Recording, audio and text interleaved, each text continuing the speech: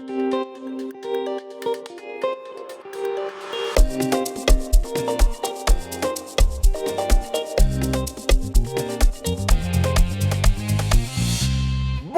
chez vous, merci de regarder Live TV, la télé sans filtre, le talk des vacances, le premier des 30 numéros qui vont vous retenir sur le canal 206 de Canal+, et le numéro 6 de la TNT durant toutes ces vacances. Ici, on parle sans filtre de politique, de société, de sport, de people, avec ma team de choc qu'on va accueillir maintenant. Et la première qui arrive, elle est journaliste passionnée de politique, de médias, de cinéma. Elle sera notre regard sur l'actualité internationale. Elle, c'est Manuela Pocosi Coulibaly, ou MPC pour les intimes. Sur ce plateau, on va l'appeler Manuela. Yes, ça va? Yeah. Elle regagne sa place. Le prochain, c'est le people de la bande. Il est aussi impertinent que captivant. C'est un visage bien connu de Live TV. Il est fashionista. Recevons, s'il vous plaît, Kevin Aubin. Comment ton style? Alors, Yeah. ça va. Yeah. J'aime bien ta veste. Mais la tienne aussi, mon frère. Allez, c'est le seul roi sans royaume, c'est le prochain qui arrive. Sans royaume ni couronne. Il est journaliste, blogueur, il n'a pas sa langue dans sa poche. Véritable tchatcher, accueillons ensemble Daouda, Sa Majesté.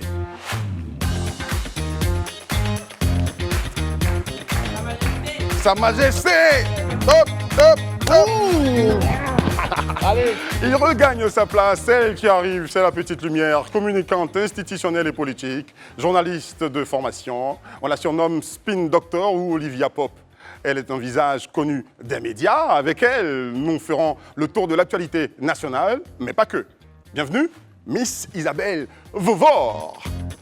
Un maximum de bruit pour elle, s'il vous plaît, pendant qu'elle arrive.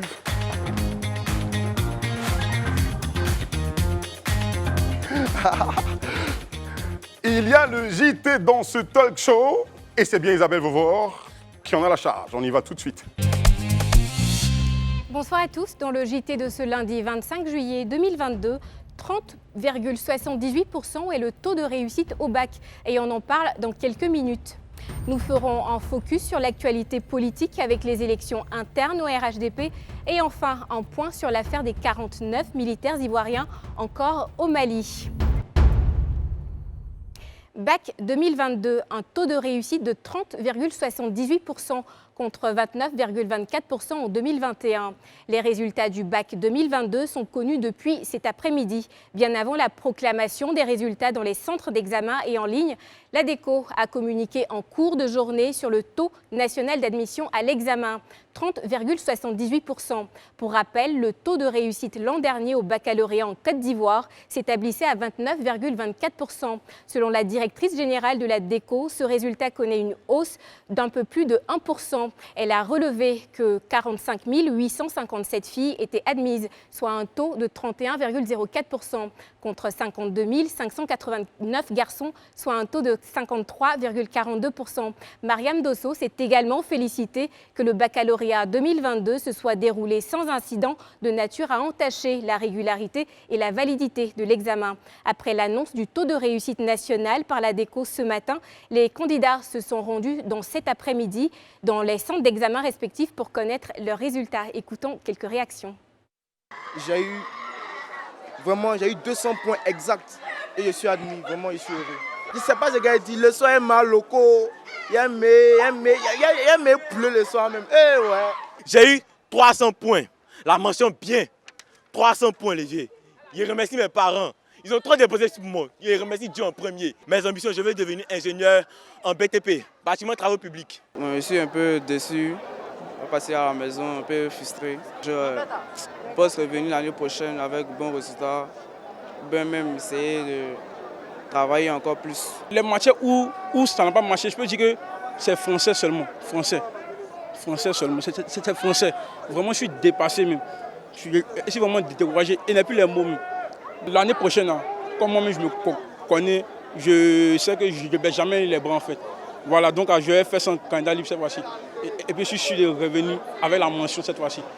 Abordons à présent le chapitre politique. Le RHDP a élu ses secrétaires départementaux ce samedi. Le Rassemblement des Oufouettistes pour la démocratie et la paix a procédé samedi dernier à l'élection de ses secrétaires départementaux sur toute l'étendue du territoire national, dont un peu plus de 300 départements.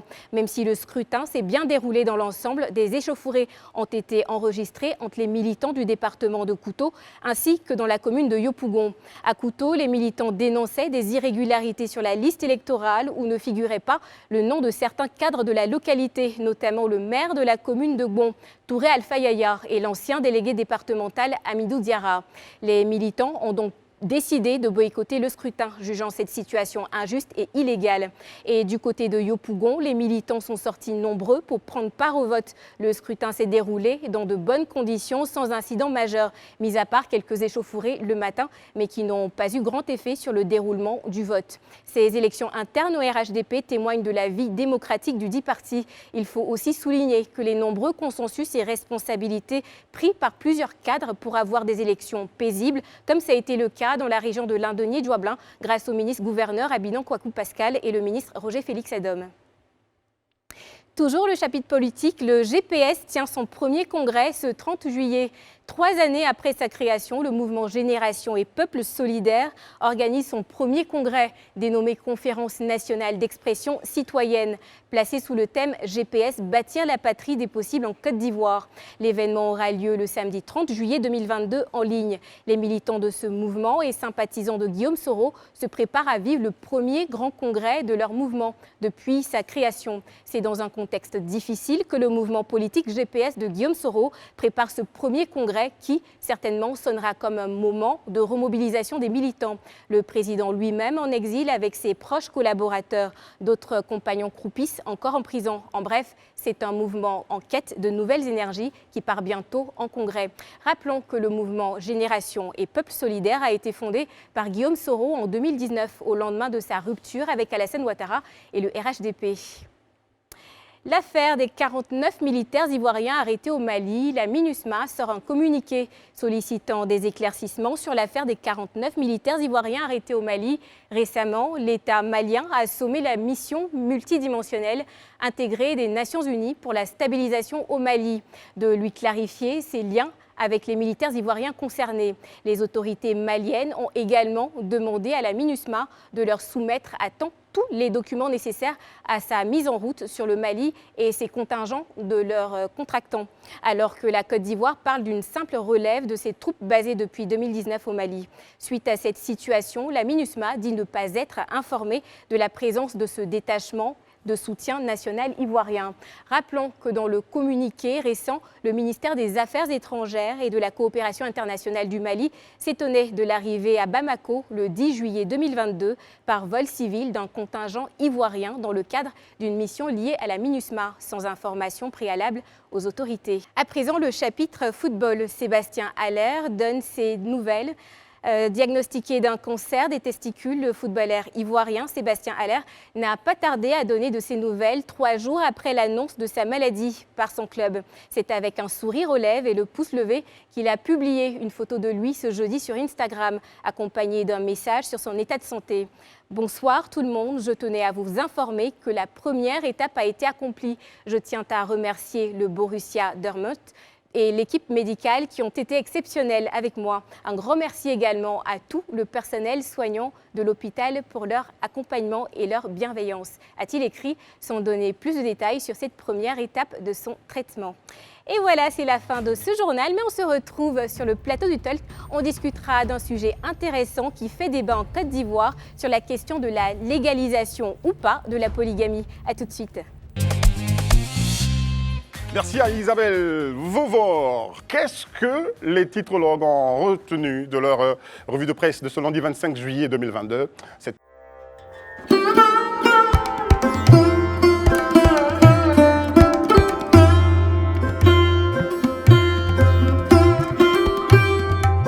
titre que j'ai vu aujourd'hui, il y a l'avis de Dr Boga, ce juriste qui a dit comme ça que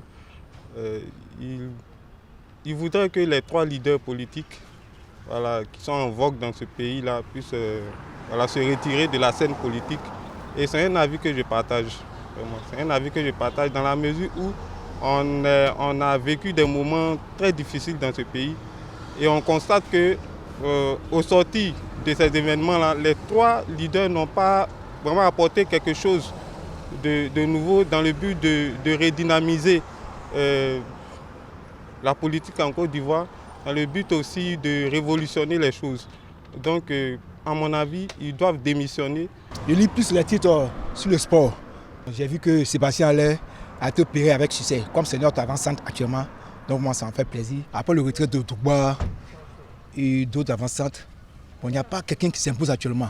Donc c'est sur le mise pour les prochaines coupes. Bon, j'ai acheté le PPACI et je l'ai acheté parce que M. Michel Gbagbo a dit que si Doboblé est en prison, son chef devrait l'être aussi. Son chef qui s'appelle Mangou. Mangou est libre et Doboblé est en prison. Le président Ouattara devrait se pencher sur cette question. Déjà, Kroupis est en prison depuis 10 ans, 11 ans. Ce n'est pas normal. Moi, j'ai lu un peu à l'eau police pour ce qui se passe un peu à Abidjan. Voilà, pour les faits qui se passent, comme on dit, il y a un monsieur qui est venu pour le métro qui a été abattu devant sa porte. Bon, c'est un peu bizarre. Hein. Souvent, c'est l'argent qui attire les gens à faire des vilaines choses. Hein. Voilà, c'est tout. De toute façon, on dit qu'il a été abattu et puis l'argent a été emporté. Je ne sais pas si c'est vrai ou c'est faux. C'est les journaux qui disent. Non, nous, on vient titrer et puis on prend, on s'en va. Ce qui m'intéresse, c'est ce que l'intelligence d'Abidjan parlait, qui est la polygamie. La polygamie, en tout cas, moi, j'aimerais qu'on réfléchisse beaucoup avant de légaliser parce qu'il y a beaucoup d'inconvénients. Il y a des avantages, mais je pense qu'il y a plus d'inconvénients que d'avantages. Moi, je ne suis pas pour, en tout cas. Les titrologues, heureusement qu'ils ne font pas que titrologuer, ils achètent les journaux, ils lisent ce qu'il y a à l'intérieur et ça c'est déjà bon, n'est-ce pas? Mais un sujet va retenir notre attention dans tout ce qu'on a entendu, c'est le sujet de fin, la polygamie. Et justement, c'est notre sujet qui fait l'actu du jour. Le débat sur la polygamie est sur toutes les lèvres et pour cause. L'honorable député de Koumassi, Sangaré Yacouba, a décidé d'en faire une proposition de loi qu'il a déposée donc, depuis le 30 juin 2022 à l'Assemblée nationale. Faut-il légaliser la polygamie en Côte d'Ivoire? On en parle ensemble sur ce plateau, très chers amis. Quelle est votre réponse? Faut-il légaliser la polygamie en Côte d'Ivoire? Alors, let's go. Alors, bien évidemment, on le sait tous, hein, comme tu l'as dit, Eric, elle fait grand débat et elle a diminué ces 10 dernières années, mais elle reste la norme, largement répandue en Afrique de l'Ouest, comme vous pouvez le constater sur le graphique qui s'affiche en ce moment sur vos écrans. La polémique est en cours chez nous. Selon l'Institut américain Pew Research Center, la Côte d'Ivoire comptait 12% de polygames en 2019. Vous le saviez ? Pas du tout. Pas du tout. 11% pour l'Afrique dans son ensemble et 1,5% pour la moyenne mondiale. Donc ça vous laisse une idée d'où on se situe. Ouais. Seuls 6 pays ouest-africains ont des codes civils qui prohibent officiellement la polygamie. Il s'agit du Bénin, le Cap-Vert, la Côte d'Ivoire, le Ghana, la Guinée et le Nigeria, bien que les restrictions légales ne soient pas véritablement respectées. On sait aussi que la polygamie, c'est un fait culturel dans pas mal de nos sociétés africaines. Cela dit, une fois l'émotion passée, puisque tu nous demandais notre avis, Eric, moi j'aimerais dire que j'ai pas vraiment d'avis pour ou contre la polygamie. Je pense que c'est une question qui appartient finalement à chaque couple, à chaque ménage. J'ai un souci avec la polygamie à partir du moment où elle est imposée, disons, et où elle n'est pas choisie. Et il faut se rappeler, je pense aussi, parce qu'après toutes les émotions, il y a un moment, il faut prendre un peu de recul et se dire, bon, le député Yacouba Sangaré, là, qui nous a fait sa proposition de loi, il l'a déposée, mais à ce jour-là, personne n'a vu le texte de loi. On n'a pas vu encore ce texte de loi, on ne sait pas. De toute façon, il l'a proposé optionnel, n'est-ce pas? Voilà, la polygamie optionnelle. Ouais. En revanche, pour terminer, si la polygamie optionnelle venait à être adoptée demain, elle donnerait donc automatiquement droit à la polyandrie, puisqu'elle englobe par définition la polyandrie, de la même manière qu'on laisse à l'homme la possibilité en fait, de choisir son mode de vie. Ça voudrait dire qu'on pourrait avoir des femmes demain qui vont décider de s'unir à plusieurs hommes. Et si on ne fait pas ça, on risque ça ouvre une autre boîte de Pandore, hein, parce qu'on connaît nos mœurs africaines quant à la polyandrie. Et sincèrement, ça va être chaud. Ça va être chaud au niveau de la Constitution, parce que ça veut dire, si on raisonne par l'absurde, que si on ne tolère pas, nous, Africains, la polyandrie, par définition, les hommes et les femmes ne sont donc pas libres et égaux en Côte d'Ivoire. Est-ce que Daouda, Kevin, Isabelle, est-ce que vous êtes d'accord et quel est votre avis? Ah non, mais moi, personnellement, je suis foncièrement contre la polygamie, en fait. Je m'érige en ennemi de cette pratique.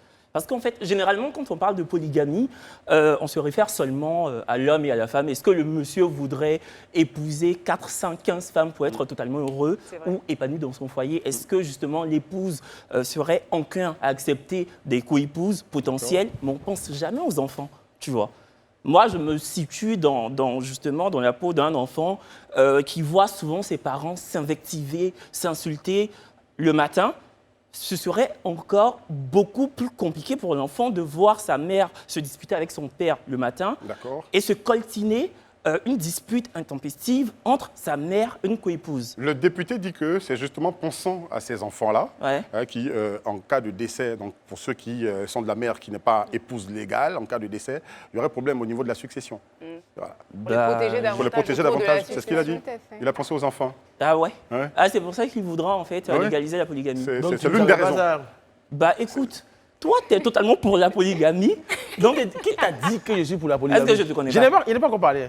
Faut attendre un Mais peu. vas-y, c'est l'occasion. En fait, l'idée, bon, quand je t'écoute, je suis foncièrement contre. Non, je ne dirais pas que je suis foncièrement pour, mais j'accepte, j'accorde au moins le droit aux gens de prendre 2, 3 femmes s'ils le veulent. Parce que moi, je pars du principe que lorsqu'on quitte on accède à l'indépendance en 1960, c'est en 1964 en fait que on prend un code civil qui est calqué sur celui de la France.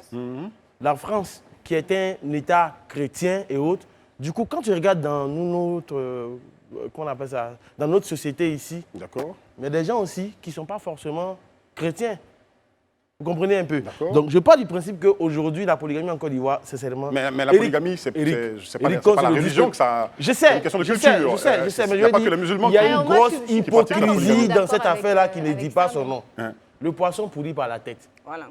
Le poisson pourrit par la tête. Je rejoins le député sur ce point-là. C'est qu'il y a Le une poisson pourrit par la tête parce qu'aujourd'hui, on a combien de nos dirigeants qui ont 2, 3 femmes? On ne va pas les citer ici, mais pourquoi ils sont pas? nombreux. Ça a commencé. Non, je termine sur ce point. Ils sont nombreux. Et la polygamie existe de fait.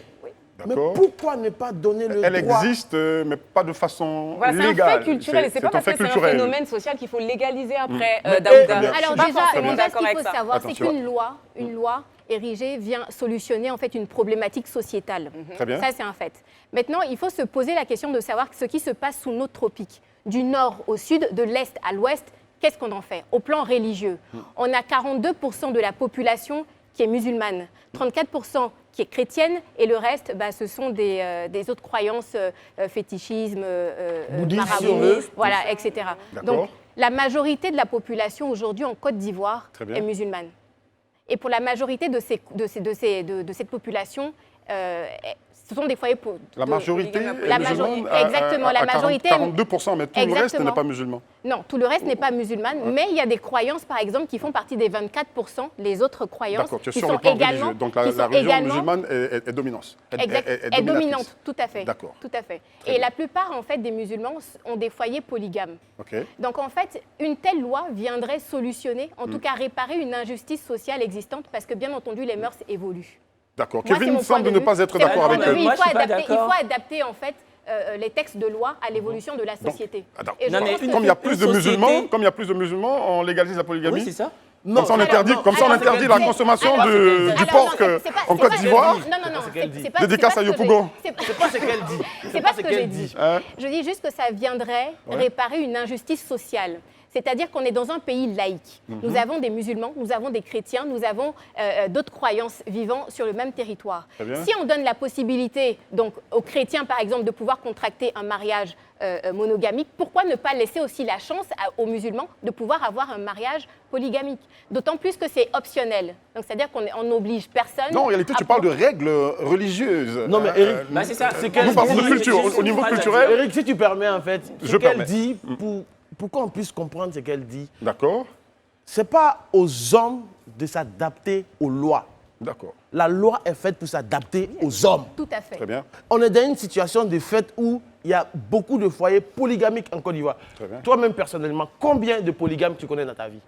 Demande-lui même s'il n'a pas une tisa aussi.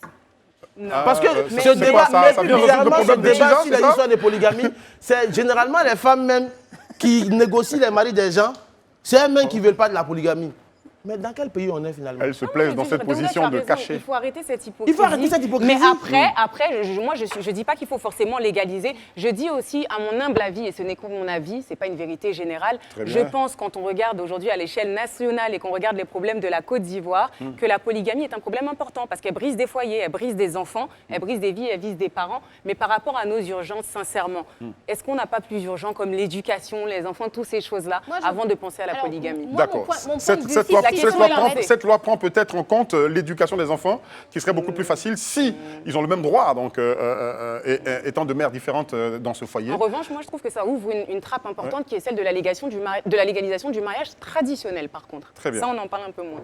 Non, je pense que c'est déjà Non, mais fait. moi, Le mariage c'était traditionnel justement est par rapport à légalisé. ce qu'Isabelle disait. Il est Moi, permis, pas légalisé. Pas légalisé. Il est permis. Une société n'évolue pas en fonction de préceptes religieux. Donc, on ne va pas regarder justement ce que la religion dit pour forcément l'adapter à la société. Une autre question que je vous pose tout de suite est si cette loi, étant votée, si elle l'était, était donc rétroactive. Est-ce qu'elle pourrait l'être? Alors, le débat est ouvert. Moi, je pense que le débat est ouvert. Il y a lieu, en fait, de confronter les différentes idées pour savoir quelle serait la conjoncture même de cette loi qui sera faite. Est-ce qu'elle peut être rétroactive ou pas? À l'instant, on ne peut pas, en fait, en débattre, en débattre pour savoir exactement. Il faut attendre qu'elle soit votée, c'est ça? Il faut attendre d'abord qu'elle soit exposée aux députés. Mais il faut déjà voir ce texte de loi. On l'a pas vu. On en parle, de toute façon.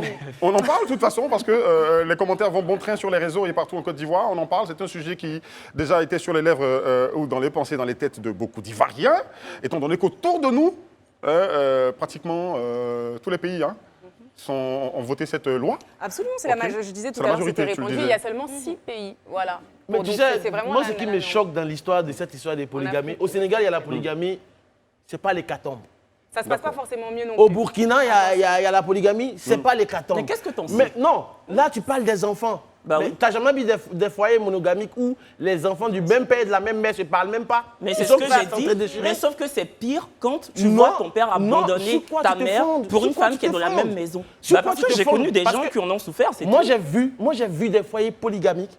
Franchement, après le décès du père, l'aîné de la famille prend en charge toute la famille. Et personne ne se plaint. Dans le cas où ça va bien. Dans le cas où ça se passe bien. Oui, dans le cas où ça se passe bien. C'est ce qu'on appelle bien. Ce qui m'a été donné de voir, ça se passe généralement bien. D'accord. Donc, il ne faut pas dire, non, je pense que Daouda est de culture musulmane. Ça. Il y a de l'hypocrisie dans cette histoire de polygamie. D'accord. Arrivé à ce moment, moi, je remercie le député Sangaré. Très bien. Parce qu'au moins, il nous permet de crever l'abcès. Il faut qu'on en parle clairement. Même si cette loi vient gérer la libido des Ivoiriens, je veux dire, on en parle. Le débat est important. Oui, le débat se fait. Ce soir, elle en parlera à Coach Amon dans Allo Caviar. Wow, les vacances, ça se passe bien. Sur Live TV, la télé sans filtre. Moi, je voulais juste dire un truc sur la rétroactivité, en fait. Soit vous décidez que la loi soit votée et qu'elle devienne pérenne, donc pour toujours. Mais on ne peut pas parler de rétroactivité. Ce n'est pas une marque de thon qu'on goûte et puis après on se dit « Ah, mais on n'aime pas, donc finalement on abandonne ». Non, soit on le fait, soit on ne le fait pas. Moi, je sais pas, ça vous j'ai pas compris. J'ai pas bien compris. Alors, la rétroactivité de la loi, c'est-à-dire que si, par exemple, moi, aujourd'hui, je suis mariée, est-ce que quand la loi passerait, est-ce que ça veut dire que si mon conjoint me dit « Bon, on va aller en fait sur un mariage monogamique, polygamique. Est-ce que je serais d'accord? À ce moment-là, ça s'appliquerait à notre foyer et il serait enclin à prendre une deuxième femme. Est-ce qu'on a compris la rétroactivité en question? Non, pas forcément. Elle pose une question, la rétroactivité. Est-ce que ceux qui sont déjà mariés, ont le droit, sous le régime monogamique, ont le droit de prendre une deuxième épouse, une troisième? Quand on le fait pour tout le monde. Au regard de cette nouvelle loi. C'est ce que je dis, en fait. Ok, c'est ça? donc lui, il serait pour. Mais ça va faire... En fait, moi, quand je prends du recul comme ça, je me dis, vous ne vous rendez pas compte du bordel que ça créerait, de la boîte de Pandore que ça ouvrirait aussi. Il faut en finir avec l'hypocrisie, je suis d'accord, mais il y a un entre-deux. On n'est pas obligé de légaliser non plus la polygamie. Mais en fait, on est en train de spéculer sur des trucs. Moi, je me dis, à la fin de la journée, là, est-ce que ce n'est pas une décision qui appartient fondamentalement au couple? On peut dire ce qu'on veut, mais au couple avant tout. Non? Et puis si cette polygamie, demain, elle est proposée optionnelle, elle est proposée à qui? À l'homme uniquement ou à la femme aussi?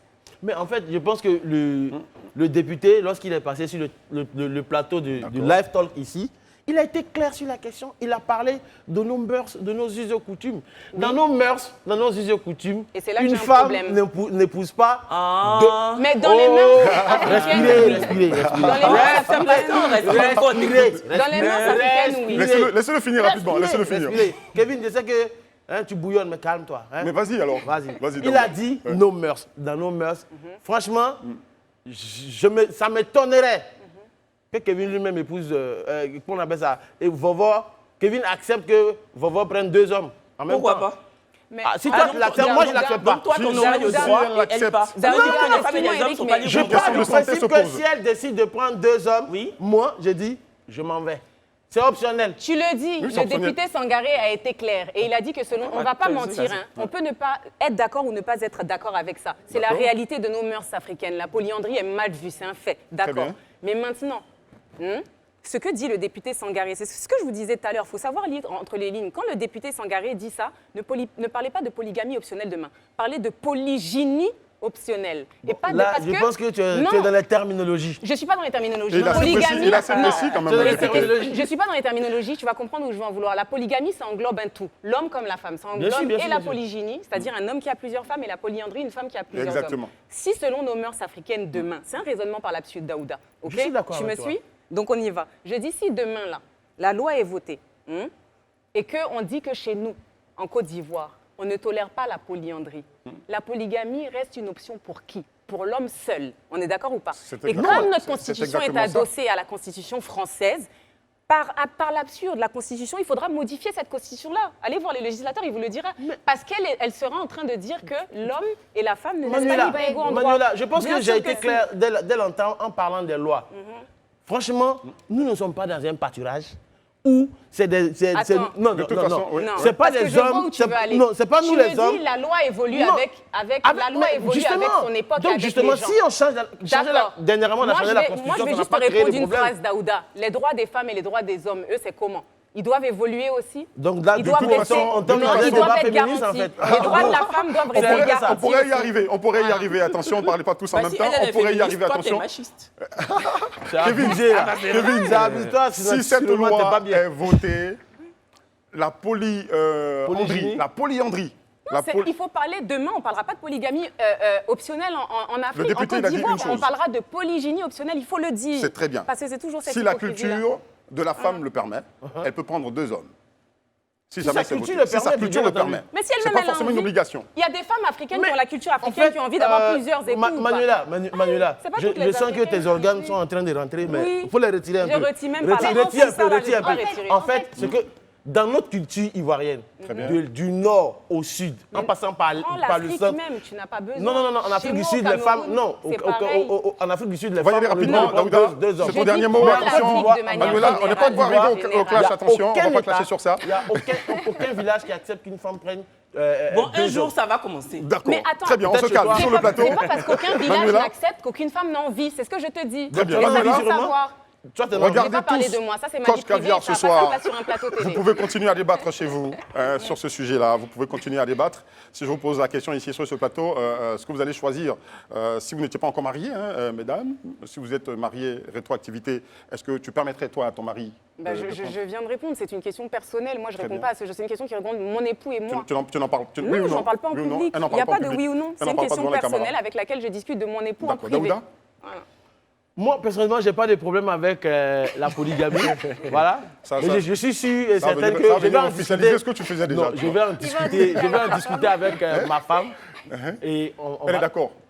Je n'ai pas dit qu'elle est d'accord. Il ne faut pas me créer des problèmes sur ton plateau ici. Mais je pose une question. Non, elle n'est pas d'accord. C'est pas arrivé là-bas. Et si elle dit qu'elle n'est pas d'accord, donc comme tu me poses ça. Personnellement, même si toi, tu n'as pas le courage de dire ce que tu penses, moi, je le dis en toute sincérité. Je dis que je le dis dans une sphère privée. Non, c'est pas grave. C'est pas une question de courage. On n'est pas encore arrivé au clash. Attention, plateau. Mais je pars du principe que... C'est pas une question de courage. Il ne faut pas titiller Manuela. Donne ton avis juste. Non, Manuela, je l'aime bien. En plus, c'est ma belle-sœur. Elle met un peu de lumière sur ton côté. J'aime sincèrement le régime monogamique. Vraiment, très bien, donc tu n'as pas mais j'accepte que Kevin puisse prendre une deuxième femme. On connaît la position de Kevin. Moi, c'est monogamie. D'accord. Isabelle? Moi, je n'ai pas de position tranchée. L'heure venue, je saurai quoi choisir. L'heure venue? C'est bien dit. Ça, c'est les discours des politiciens, là. Oui. Oui. La spin doctor. D'accord.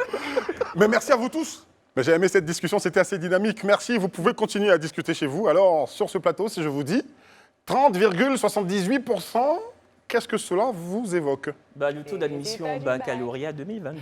Très bien, on y reviendra donc demain avec plus de détails. À présent, l'image du jour. Notre image du jour est celle prise il y a une dizaine de jours lors de la rencontre du 14 juillet 2022 entre les trois principaux leaders de la vie politique en Côte d'Ivoire, le président Alassane Ouattara, ses prédécesseurs, Henri Konan Bédié et Laurent Gbagbo, les trois mousquetaires sur cette image. On les adore, hein? Alors, qu'est-ce que cette image vous inspire-t-elle? Alors moi, ce que ça tu me permets, hein. Alors moi, ce que ça m'inspire, c'est déjà leadership confirmé, avéré du président Alassane Ouattara. Je pense qu'on peut être fier, en fait, du président qu'il est. On est parti en 2020, on se rappelle, au présidentiel dernière, avec un boycott actif pour en arriver là aujourd'hui. Franchement, ça inspire aussi beaucoup d'espoir pour la jeunesse qui aspire à la stabilité, au développement, et que ça serve aussi de leçon pour les élections à venir, c'est-à-dire en 2023. Très bien.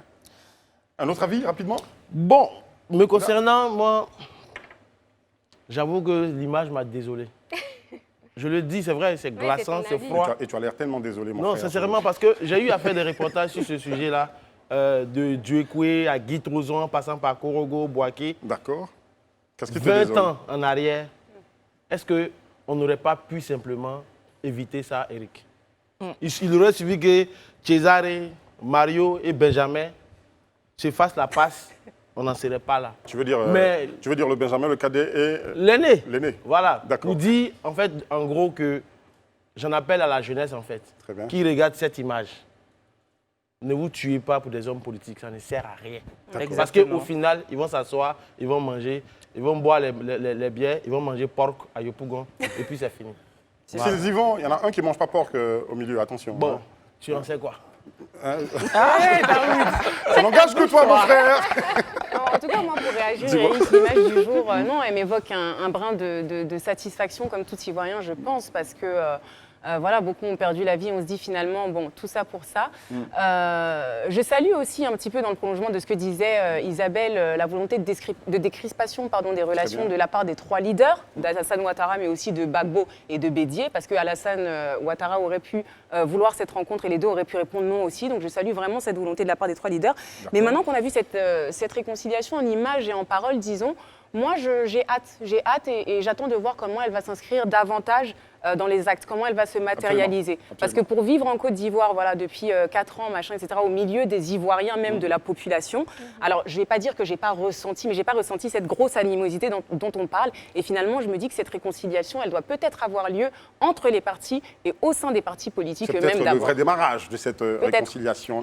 Alors, tu dis le compte-rendu, je voudrais que tu réagisses sur le compte-rendu lu par le Benjamin. Tu t'attendais à autre chose ou Non, enfin, je voulais juste donner mon avis sur justement l'image. Moi, j'ai pas envie de tenir un discours politiquement correct. Moi, l'image m'a totalement atterri en fait.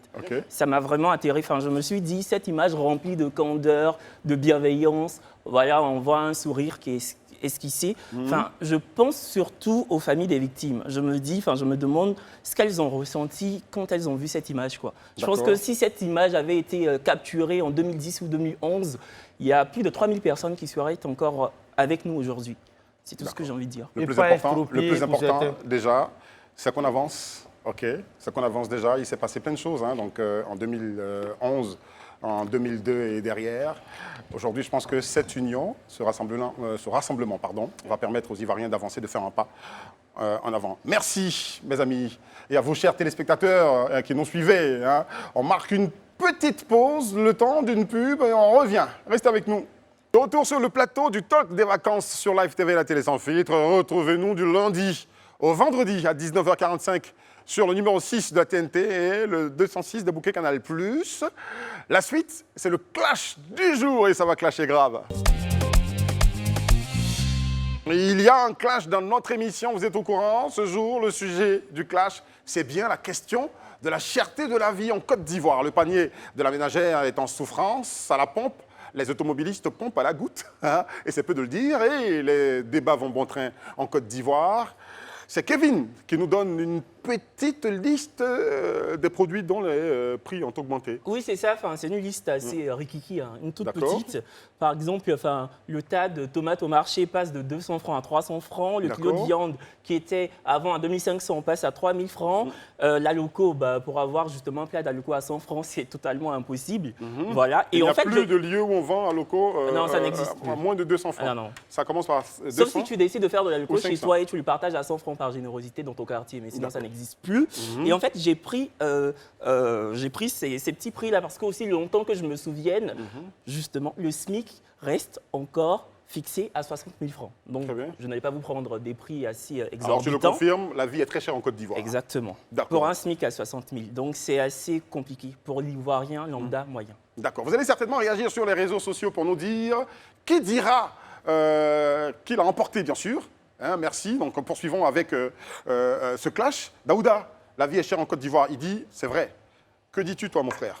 Oui, la vie est chère. Je confirme que la vie est chère. Mais sincèrement, j'aimerais juste dire à Kevin Aubin qu'en fait, la vie est chère pour nous tous. Mais je pense que l'État de Côte d'Ivoire, le gouvernement de Patrick Achi a fait beaucoup d'efforts pour soutenir et protéger le pouvoir d'achat des Ivoiriens. Et ça, au moins, je pense que tu peux le leur reconnaître. D'accord, mais en fait, c'est totalement inaudible pour les Ivoiriens que d'entendre ce que tu viens de dire. D'accord. Parce que quand tu dis que l'État de Côte d'Ivoire déploie des efforts considérables pour justement pallier à ce problème-là, un Ivoirien, une ménagère, qui va au marché lundi, qui trouve justement un tas de tomates assez cher pour son portefeuille, qui retourne le lendemain et que le prix est le même. Comment tu veux en fait qu'elle constate les efforts du gouvernement? C'est totalement impossible. Et j'ose espérer que tu n'es pas le tribun du gouvernement, Daouda. D'accord, il n'y a pas de problème. Non, il n'y a pas de problème. C'est bien envoyé et j'aime ça. Il y a le feu qui est arrivé Aubin, là-bas, je vous tu les préfères courtes ou longues? Quoi? J'ai pas L'argent? l'explication. Ton explication, courte, précise, concise, C'est mais un, surtout très- très explicite. c'est un très bon choix, Kevin. C'est un très bon choix. En fait, je vais te dire de façon simple. D'abord, dans un premier temps, il faut dire, tu parles de cherté de la vie. Mais les causes de la cherté de la vie, ce n'est pas endogène, c'est exogène. J'espère qu'il n'y a pas besoin de tout expliquer. Hein. Quand on parle d'exogène, c'est ce qui est dehors, en fait. Et donc, la Côte d'Ivoire... Quant à moi, j'avais compris. Ah, Dieu merci que tu as compris, parce que j'avais l'impression que tu étais un peu dans les nuages. Mais j'aimerais te dire simplement que, de façon simple, la Côte d'Ivoire, à l'instar de nombreux pays du monde et d'Afrique, a subi les affres de la Covid. La logistique, tout le monde était confiné. Je pense que tu vis en France. Ouais. Tout le monde était confiné. Comment tu faisais pour t'en sortir? Imagine l'Afrique. Et on sort de la Covid, pendant que le monde entier cherche à se relancer. Ben, il y a deux messieurs, Volodymyr Zelensky et Vladimir Poutine, qui font un bras de fer. D'accord. Mais je n'ai pas besoin de t'apprendre que le gaz, le carburant, l'hydrocarbure, les deux pays à eux seuls détiennent 60% du céréal mondial. D'accord. Ça, il faut que je te l'explique. Tout le monde est bloqué. En France, le carburant, il coûte combien? Prenons le cas ici. Combien coûte le carburant à la pompe? Tu connais le prix? Bah, je sais pas. Ok, je t'informe. C'est 735 francs. D'accord. Mais si l'État de Côte d'Ivoire n'avait pas soutenu le pouvoir d'achat des Ivoiriens, tu allais payer 1130 francs. Donc, en gros, quand moi, Vauvor ou bien Eric, on va à la station, mais l'État paye une ardoise pour nous de près de 385 francs. Mais ce n'est pas ça seulement. L'État subventionne plus de 21 produits. Je parle de produits laitiers, je parle du poisson, je parle du riz, de tomates dont tu parles justement. Mais comme l'Ivoirien, pour la majeure partie d'entre vous, vous n'aimez pas vous informer, allez-y simplement sur le site de la Commission nationale de la lutte contre la vie chère. Donc, tu es en train de dire aux Ivoiriens, je peux parler, donc tu es en train de dire aux Ivoiriens, tu es en train de dire à la ménagère dont le portefeuille est vraiment pas justement très bien pour nourrir ses enfants. La population ivoirienne c'est de sa faute en fait. Tu es en train de dire et 80 autres % je laisse terminer, en souffrance. C'est ça, tu es en train de dire aux Ivoiriens qui se plaignent de la cherté excessive de la vie qu'en fait c'est parce qu'ils ne partent pas à l'information. Et que si demain ils accèdent à l'information, leur compte en banque va grimper. C'est ce que Je tu es en pense train de que, dire. en fait, tu es en train de faire une extrapolation qui n'a pas son sens. Non. En fait. Non, si. Tu fais Je reprends tes tu mots. fais une extrapolation qui n'a pas son sens. Tu ne vas pas monopoliser la parole. Non, je ne monopolise rien. Parce que tu es en train de faire. Tu sors du sujet. Non, tu sors du sujet, frère. En fait, reviens, on va recentrer le débat. Non, tu as parlé en français. Vas-y, Kevin. Les gens sur ce plateau ont tous compris ce que tu as dit. Tu as dit foncièrement, subtilement, hein, mais tu l'as dit, que si, justement, vous trouvez la vie chère, c'est un peu de votre faute. Parce que l'État de Côte d'Ivoire a fait ce qu'il a à faire. Non, je laisse cette affirmation, hein, vraiment, c'est toi, ça t'engage que toi. À aucun moment, je n'ai dit ça. J'ai dit, chacun de nous, parce que ce combat que nous menons contre la vie chère, ce n'est pas le combat du gouvernement, ce n'est pas le combat d'Alassane Ouattara, ce n'est pas le combat d'Archie Patrick, c'est le combat, c'est ton combat. C'est peut-être le combat du gouvernement qui a cité pour prendre des mesures pour que les Ivoiriens supportent. Il faut que vous parliez une personne derrière. Ça va me donner l'impression de prendre parti, mais moi j'essaie de gérer en fait ce débat, ce clash. Je veux dire... Tu connais le montant des subventions? Il pose une question. Comprendre l'État de Côte d'Ivoire, quand ça ne réagit pas tout de suite, parce que ce que l'Ivoirien voudrait, c'est que ça réagisse tout de suite dans le panier de la ménagère avec les prix. Quand l'État subventionne, il faut qu'on le sente quand même dans le panier de la ménagère. Parce mais que franchement, tu parles de subvention qu'on voit finalement, je ne sais pas avec qui je dois débattre entre vous deux. Il va falloir moi, je pose des questions. Moi, je pose des questions, je vous laisse débattre. Ok, il n'y a pas de problème. Mais en fait, sinon, c'est plus un débat, c'est un monologue. Mais je pense très bien que tu as dit qu'il posait une question. Je peux répondre au moins? J'ai pas le droit de répondre? D'accord. Eric, tu me Ai-je le droit de répondre ou pas? Vas-y rapidement. Merci Eric Landry. Vas-y. En fait, je vais vous dire de façon simple. C'est près de 400 milliards que l'État de Côte d'Ivoire a dépensé en termes de subventions. 400 milliards de francs CFA. Et comme je l'ai dit, ce n'est pas tout. Au-delà de cela, ils ont plafonné les prix de 21 produits de première... S'il te plaît. Non, mais tu es en train de te répéter, on a compris que l'État... Non, je pense très bien que les Ivoiriens ont le droit au moins de... Non. Là, tu es en train de lister, tu es en train de faire le CV du gouvernement. On a compris. On a compris, en fait, que le gouvernement déploie des milliards pour les Ivoiriens. Finalement, on ne va pas passer notre temps en train de casser du sucre sur le gouvernement. Mais qui a cassé du sucre sur le gouvernement? Vous avez passé votre temps sur les réseaux sociaux à dire non, l'État n'a rien fait, le gouvernement n'a rien foutu. Et finalement... On vient, on vous explique, on vous donne des faits. Mais tu expliques quoi? Vous dites autre chose. Mais attends, tu dis aux gens que l'État fait, l'État a fait et l'État fera. Mais sauf que ces gens à qui tu dis ça là, ils ne voient pas, ils ne constatent pas. Donc pourquoi tu ne veux pas qu'ils se plaignent? C'est plausible ce que je te dis. En fait, ce que tu dis... Moi, demain, je peux te dire, attends, je peux terminer parce que si tu me coupes chaque 2 secondes, j'arrête. Je peux te dire, Daouda, regarde, moi, je te promets que demain, je vais à Paris, je reviens, je t'envoie plein de vêtements. Ah mais regarde, les vêtements sont en train de venir. Ah mais j'ai commandé. Et tu vois jamais ces vêtements-là. Tu ne vas pas te plaindre, tu ne vas pas t'insurger, non? Et puis, on pourra déjà commencer. Non, en fait, j'ai bien compris ce que tu dis. On pourra déjà commencer. Si tu permets, je vais te dire. On pourra déjà commencer à augmenter le SMIC. Les complaintes des Ivoiriens, de dire, franchement, on ne sent pas, on veut... C'est légitime. Une question que je voudrais poser. C'est tellement légitime ce que tu dis. En fait, une question. Non, c'est légitime. S'il te plaît, s'il te plaît. Donc, si tu sais que c'est légitime, c'est tellement légitime de demander à quoi plus. Et je pense que tout être humain aspire à un bien-être, en fait. Tu comprends un peu? Mais, étant donné que l'État a fait beaucoup de choses déjà, et je te l'ai dit, il faut un sursaut national parce que c'est un combat qu'on ne peut pas gagner seul. Le sursaut national, c'est quoi? Chaque ménagère doit planter de la tomate dans son jardin, si tant est qu'elle en est. Franchement, on ne va pas aller dans les débats de poubelle. Il faudra avoir les moyens pour faire des débats de poubelle. Pour équilibrer, parce qu'on essaie de t'expliquer les choses. Des débats de poubelle. En fait, c'est parce que ça t'arrange. Je pense que c'est un débat. Je vais poser une question. Comme je l'ai fait pour Daouda tout à l'heure, à lui poser des questions, étant de ton côté là-bas, je me remets de son côté pour te poser une question. Est-ce que les Ivoiriens manifestent véritablement, qu'ils subissent de façon amère? Laisse-moi finir. L'augmentation donc de ces prix, quand on regarde leur train de vie, ils chillent un peu partout. Il y a combien à Sini, quand les événements en Côte d'Ivoire sont surfacturés d'une certaine façon, donc à la billetterie, tout le monde y est, donc ils font le plein et tout ça. Mais bon, est-ce que dans leur comportement quotidien, les Ivoiriens montrent leur souffrance face à cette cherté de la vie? Moi, je connais des gens qui ne connaissent même pas la route d'Assini.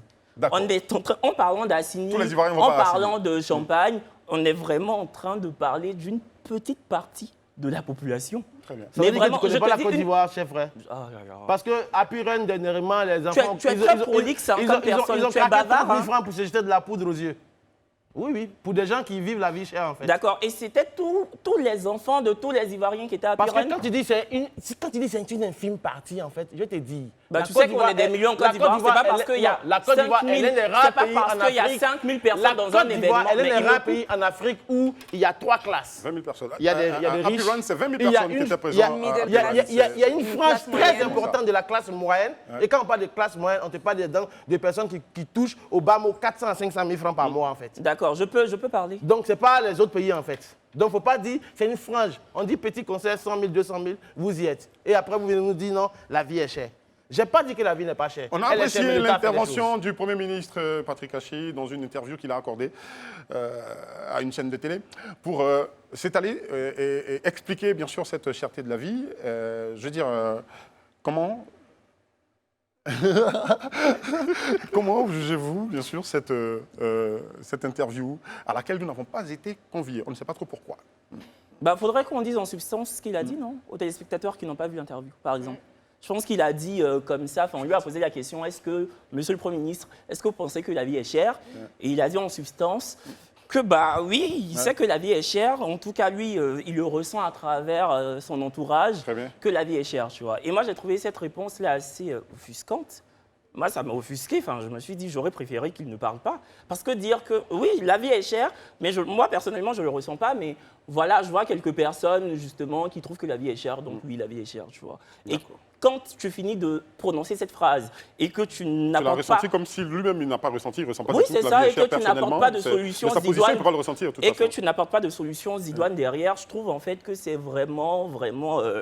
excusez-moi. Bon, en fait, je pense que finalement, même si on s'éternise dans ce débat, Aubin, franchement, la solution... tu es en train de faire preuve de mauvaise foi, en fait. Oh, attention. Non, si, il y a un peu de mauvaise foi. C'est pas de la mauvaise foi, il essaie de t'envoyer. C'est pas de la mauvaise foi. C'est pas parce que toi, tu n'es pas d'accord. Non, c'est carton rouge, mon frère, c'est pas de la mauvaise foi, c'est un débat. On a bien compris que tu étais le porte-parole du gouvernement. On a bien compris. Le porte-parole du gouvernement, il s'appelle Amadou Hamse, il est encore là-bas. Peut-être que tu vis cette place-là. Mais c'est bien, c'est ambitieux. Non. En fait, le problème, c'est qu'aujourd'hui, tu es assis dans une position où tu n'as aucun chiffre, tu ne donnes aucune donnée, tu ne donnes absolument rien et tu es dans le... Donc les Ivoiriens qui font tu es là, non? Merci tout le monde. On va permettre, attention. Les Ivoiriens ont fait la immense. Daouda. Le débat et Kevin. Daouda et Kevin. On me permet de parler, s'il vous plaît, monsieur? Bien sûr. D'accord. Bah, surtout que toi, tu as des choses beaucoup plus importantes à dire. Non, mais pour conclure, et puis de faire descendre un peu l'attention parce que... Ce qui se fait et se dit sur ce plateau reste sur ce plateau. Parce qu'après, vous allez manger à loco et frites ensemble. Bon, c'est pas ce que je choisissais entre les deux, mais bon. On s'entend bien. Mais moi, je pense que le débat, il est animé comme tout quand il s'agit du peuple. Et en fait, votre débat, moi, j'ai regardé ça comme tous les débats qu'on a tous les jours quand on a gouvernement vs citoyen. C'est qu'il y a de la frustration de part et d'autre, et vous avez raison de part ce et talk d'autre. show, c'est de ramener sur ce plateau de télévision ce que notre télé n'ose pas. terminer sur quelque chose. Le débat est fini, Daouda. Le débat est fini. Non, le débat est fini, Daouda. Kevin, le débat est fini. Il y a le numéro vert 1343. Il faut dénoncer les commerçants véreux, les transporteurs véreux. C'est important aussi. D'accord, il faut aider le gouvernement. Tu donnes un avis rapide sur toute cette discussion. Finalement, vous permet, parce que j'ai vu Manuela essayer de dire des choses, donc à toutes les deux. D'abord, Vovor, Isabelle. Alors en fait, moi je vais abonder un peu dans le sens de Daouda, c'est de dire en fait qu'il faut un sursaut national. Au vu de la situation, il faut que la jeunesse en fait saisisse les opportunités qui leur sont offertes. Aujourd'hui, il faut peut-être que les autorités puissent encourager à consommer local. Il faut que les jeunes puissent saisir les opportunités de pouvoir faire la production en fait au niveau local pour pouvoir si je peux m'exprimer ainsi, baliser en fait la situation actuelle. Voilà, tout simplement.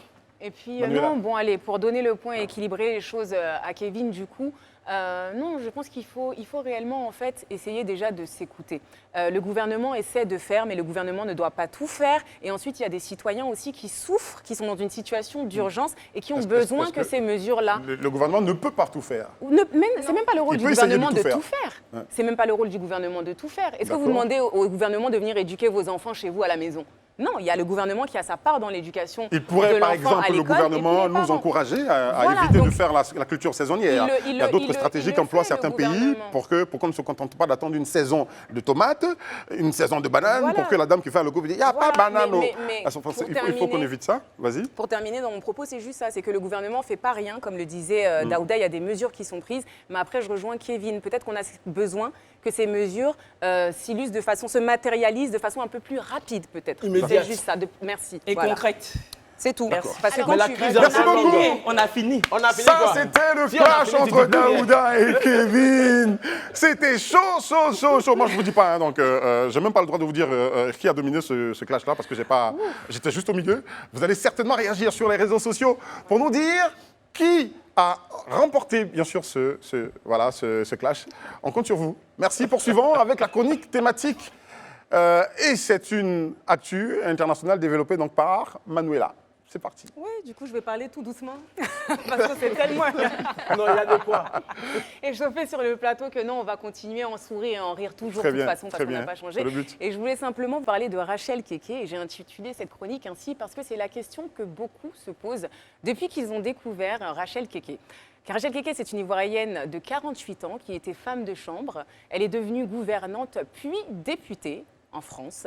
Elle fait parler d'elle depuis quelques semaines et a fait le buzz il y a quelques jours avec son coup d'éclat à l'Assemblée nationale française alors que ses collègues députés s'opposaient à une hausse du salaire minimum en France. On en parlait en plus tout à l'heure. Ici, Kevin, on regarde tout de suite en image. Pas moi, je ne vous ai pas dit par jour. Pas moi. Qui a déjà touché 800 €, 900 € par mois? Personne. Vous savez pas ce que c'est. Vous ne savez pas la souffrance des métiers essentiels. Quand vous demandez une augmentation des salaires, vous parlez. Vous n'avez rien à faire ici. Qui a déjà touché cette somme? Personne.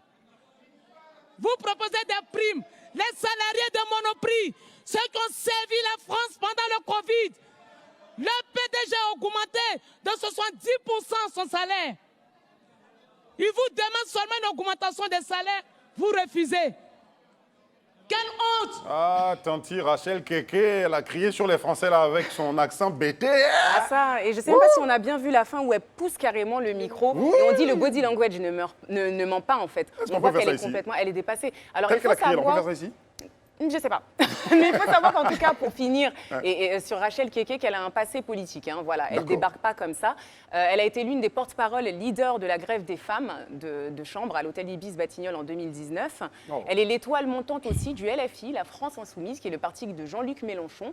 Et puis, seul le temps finalement répondra à la question que j'ai posée, parce qu'il y en a qui sont un peu là, like, c'est un phénomène de foire. Rachel Keke, est-ce que ça va s'essouffler? Est-ce que ça va ceci? Est-ce que ça va cela? Je pense que les autres vont donner leur avis, mais moi, très rapidement, j'aimerais dire que, alors c'est vrai que la forme n'y est peut-être pas, mais peut-être que finalement, les Français ont besoin aussi de sincérité, et de discours un peu moins bien polissés. D'accord. Est-ce que tu penses qu'elle va aller jusqu'au bout? Elle y est déjà, elle est dedans. Là, elle fait ce pourquoi elle a été élue, clairement, elle fait le job, elle dit les choses.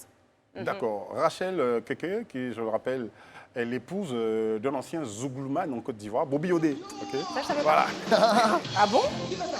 Pas facile, hein. Ils sont encore mariés, ils sont ensemble. Ils sont encore mariés. Ouais. Ah ouais? Et le jour de leur mariage, il a continué à arborer ce sourire qu'il a sur le clip de cette même chanson, Bobby Odé. Voilà. Ah ouais. Une femme députée donc en France, ça nous rappelle un certain Dia Oufoué. Bon, est-ce qu'elle va poursuivre ses ambitions politiques pour atteindre le cap de ce Dia Oufoué? On ne sait pas. Mais bon courage à elle de toute façon. Une autre chronique est envoyée cette fois, et les people, cette chronique est envoyée par Kevin. Il y avait jingle, ok. Enfin, aujourd'hui, j'évoque les frasques d'une jeune fille camerounaise, un peu la compatriote de notre Manuela chérie.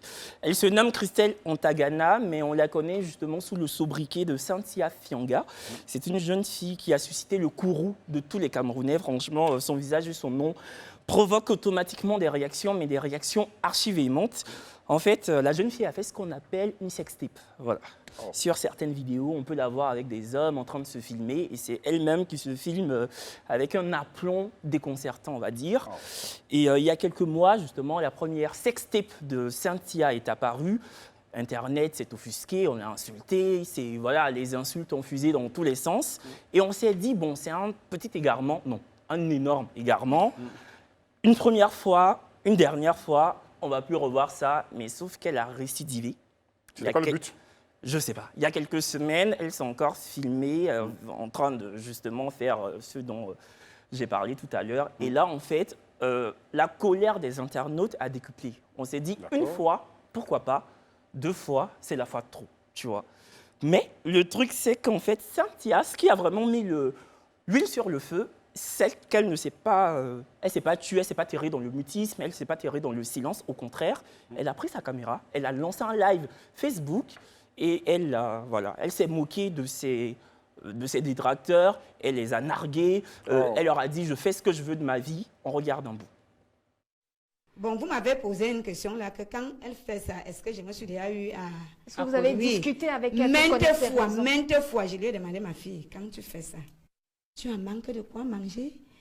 Tu vas dire que tu fais ça pourquoi? Tu payes le loyer ou bien tu envoies tes frères à l'école ou bien toi-même. Dis-moi un peu, qu'est-ce qui te motive à faire ça? Est-ce que tu te rends compte de ce que tu fais là? Moi qui suis ta maman, si je n'étais même pas fort d'esprit, je ne venais même pas ici sur le plateau. Ouais. Je ne venais pas.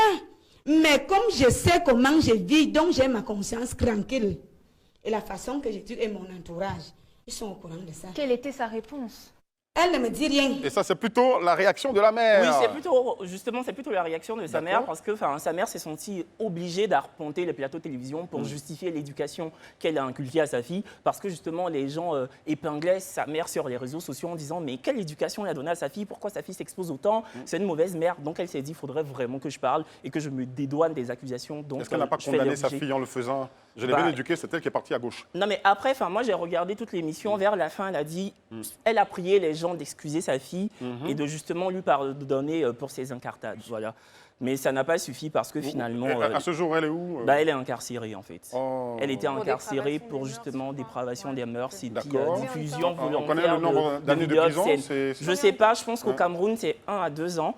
Et en fait, le but de cette condamnation, selon justement la justice camerounaise, c'est de dire en fait qu'ils veulent donner l'exemple aux autres jeunes filles qui pourraient être tentées par justement cette pratique totalement obscène, quoi. Et puis l'opinion est plutôt partagée après la condamnation. Il y en a qui disent en fait que franchement c'est excessif, une condamnation, une incarcération pour ça c'est trop. Mais il y en a qui ont applaudi la décision de justice. Tu connais les chiffres au niveau de ceux qui se plaignent, qui condamnent la condamnation? Franchement, les gens qui se plaignent du fait qu'on l'ait condamné, c'est vraiment une petite partie, une petite frange de la population. Très bien. La majorité des gens sont d'accord, tu vois. Ils ont dit bien, très bien, enfermez-la. Très bien. Voilà. Moi, j'ai juste un message à passer. Si j'ai un peu de temps. Moi, je suis un enfant d'Internet. Je veux juste dire aux jeunes, Internet a des avantages monstres, mais ça a aussi des inconvénients morbides, quoi. Faut pas tout faire. Faut pas se filmer dans des situations assez dantesques comme ça. Et puis, il faudrait penser à demain. Parce que, une vidéo sur Internet, une sextape, ça gâche une vie. Donc, ça ne disparaît jamais. 15 fois, ouais. Faut bien vous le dire. Merci. Ça peut gâcher une vie, ça ne gâche pas une vie, ça peut gâcher une vie. Est-ce qu'on peut applaudir ces 2 chroniques, s'il vous plaît? On va s'applaudir. Voilà, très bien. Soyez généreux envers vous-même, très cher frère. Non, on part à la pub, on revient. On part à la pub, on revient. Ils ont recommencé, on part à la pub, vite. L'actualité décalée, c'est avec Monsieur de Perpignan. Je l'appelle le plus baoulé de sa génération. C'est bien, on ne peut pas laisser passer. On y va tout de suite. Qu'est-ce qu'on ne peut pas laisser passer? Aujourd'hui, Monsieur de Perpignan, qu'on reçoit tout de suite sur notre plateau. Monsieur de Perpignan. Salut, voilà, c'est les vacances et je suis content d'être là. Voilà, mais vous avez parlé de polygamie. Bon, moi, je ne comprends pas. Emmanuela, quand tu as commencé à chercher là, tu avais au moins 4 gars. Non, je n'ai pas commencé à chercher. Ça, c'est la polyandrie. Jamais. Toi, tu avais au moins 3 go et puis tu as tiré, tu as pris une dedans. Jamais. C'est la polygamie, donc tout le monde a polygamisé. Mais écoutez, aujourd'hui, les résultats sont tombés. À faire des bacs, c'est tombé. En tout cas, les élèves, il y a d'autres qui ont eu, d'autres n'ont pas eu. On dit 30%. Vous savez que 30% sur ça, il y a 30 seulement qui ont eu. Mais les 70 autres pourcents là, et ils n'ont pas eu. Mais qu'est-ce qu'on va faire? D'abord, si on parle de 30%, ça veut dire qu'eux, ils vont manger à locaux. Il y a d'autres qui vont manger à locaux, d'autres vont manger frites, d'autres vont aller raqueter un peu les tontons, les tatas. Et ils vont aller faire ce qu'ils veulent avec. Mais quand vous allez finir là-haut, la rentrée arrive, il y a des filières. Est-ce qu'il y a une université? Est-ce qu'il y a place? D'accord. Mais pour le moment, pour les 70% autres qui sont restés, mais l'État a un plan pour vous. Le PSG, qui est le programme social du gouvernement, a décidé d'initier, comment on appelle ça, l'école de la deuxième chance. C'est-à-dire que toi, tu n'as pas eu bac là, tu n'as pas eu PBC aussi. Il y a une deuxième chance. Tu vas aller te former et puis on va te mettre dans les autres activités. C'est-à-dire que élevage, agriculture, tout ça là, il y en a pour toi. Donc, tu as une deuxième chance de revenir dans les affaires. Bref, ce n'est qu'un. Mais affaire d'élection, il y a élection à couteau. D'abord, couteau, il y a problème. Voilà. Donc, les deux candidats de même parti, c'est-à-dire RHDP, deux enfants de même père. Ah, il y a un qui a dit non, il y a des noms qui ne sont pas sur la liste électorale. Il y a aussi qui dit non, le nom est là, mais au dernier moment, le nom a disparu. Bon, ça c'est ce qu'on appelle tout patouillage. Voilà. Donc, ils sont allés s'armer de couteaux, pas couteau, mais en tout cas, gourdins, cailloux, ils sont venus mélanger tout. Bon, si on se rappelle, le mélangement là-haut, donc ça ne date pas de maintenant. D'accord, donc ceux qui ont mélangé, c'est eux qui continuent de mélanger. Donc ça veut dire que ça est dans leur sang. Donc c'est pas nous alors. Bon, moi je dis ça et je dis plus grand chose. Voilà. Et pendant ce temps, monsieur le président de la République, mais qui lui, derrière lui, ils ont fait ça là. Lui, il allait en Afrique du Sud. Là-bas, il est là-bas tranquille. Il allait faire les affaires, les deals. Voilà. Donc là-bas, en tout cas, il allait visiter la prison. La prison de Nelson Mandela. Bon, il allait visiter. Les internautes, eux, ils étaient ici, ils ont écrit. Président là-haut, et si on l'enfermait là-bas en même temps?